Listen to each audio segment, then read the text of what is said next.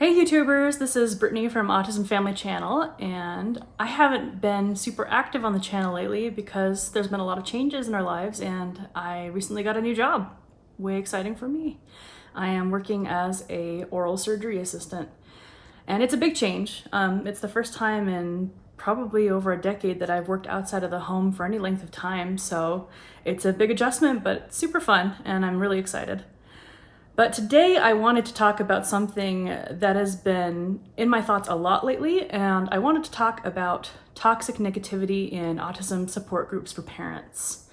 Now this might seem like a loaded topic because, number one, who doesn't like to complain when they're feeling down and out about things, right? Like, we all have moments that we need to vent.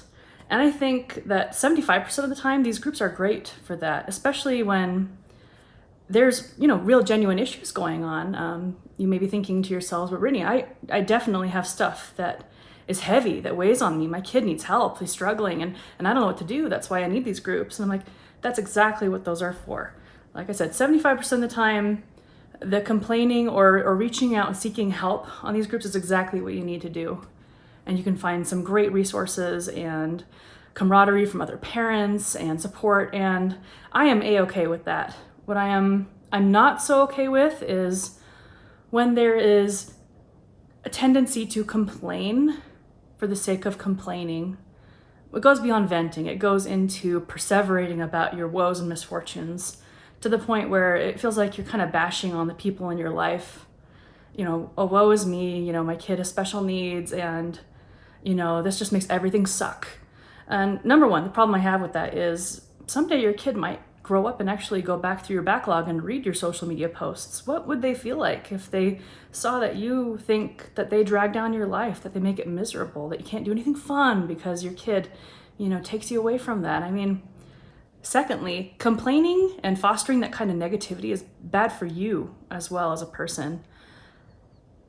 And if you genuinely feel like down and frustrated and sour, like 90% of the time, you need to seek help.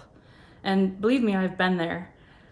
As a mom, about 10 years ago, I remember there was a moment where I felt, and this is personal for me, but I realized after the fact that I had undiagnosed postpartum depression. And it wasn't until I was driving one day on the freeway with my two kids in the car, my oldest and middle child, who were then, toddlers and an infant, that I had this clear thought that no one would miss me if I drove into the oncoming traffic of the freeway.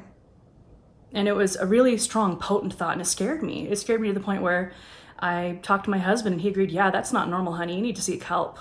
And I got help. I got counseling and talk therapy. And if you need talk therapy and medicine as well, there's nothing wrong with that. That's one of the great things about our society nowadays. We talk about things. We allow ourselves to express issues that we have, mental health issues, and that's one of the great things I love about our current climate.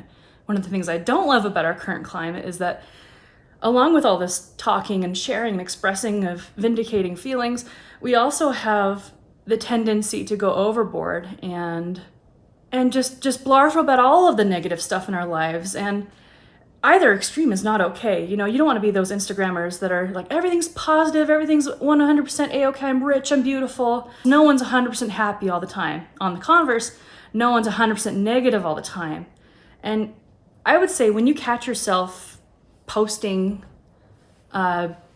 negative complaints, feelings of griping, just like venting, like I'd say 85% of the time online or in your individual lives, then maybe it's time to take a step back and reevaluate your behaviors and habits and focus on things that are maybe taking away from seeking positivity and having a better relationship with yourself and with others, and in particular your kids on the spectrum.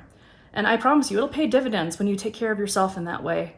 You want to talk about self-help, that's one of the biggest things you can do. And I wanted to bring up another topic that I think is really important when we talk about complaining.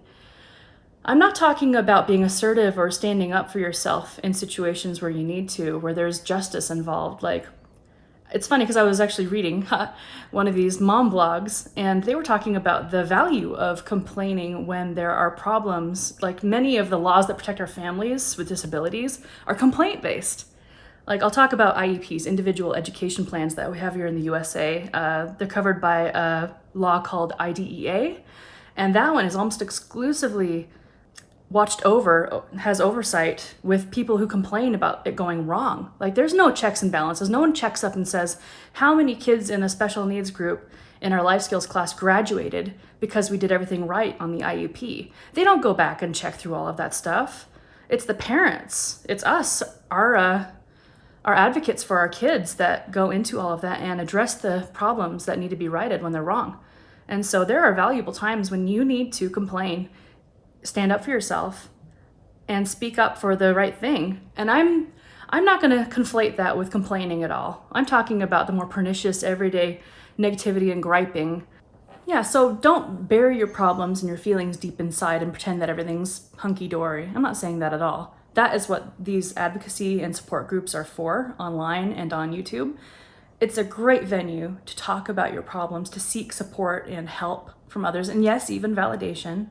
But don't let that get to the point where it sucks you down into a cyclone of, oh, things are terrible and things are always terrible and everyone else agrees with me that my life is awful. And you kind of become the center of the universe in your own mind and kind of solipsistic. And that's something everyone has to avoid, right? There's always reasons to find positivity and happiness. And it's good to seek for those things because it not only benefits you, it benefits your loved ones, your family. You need to show the world that you love your kids, that you value them, and that they bring joy and light to your life. Because if you don't feel like that, then maybe, yeah, you do need that help. We have some resources listed below in our description that I think you should look at. If you do feel those negative, overwhelming feelings, then do seek assistance in that way. And I promise you, it'll help a lot. And with our family, yeah, there's been a lot of times where I have felt down. Like I said, I suffered from postpartum depression with my first two kids especially. And there was a moment when our youngest was diagnosed where I think I was more sad about that than anything because I was so sure we'd have a neurotypical kid. And I don't know what that's like.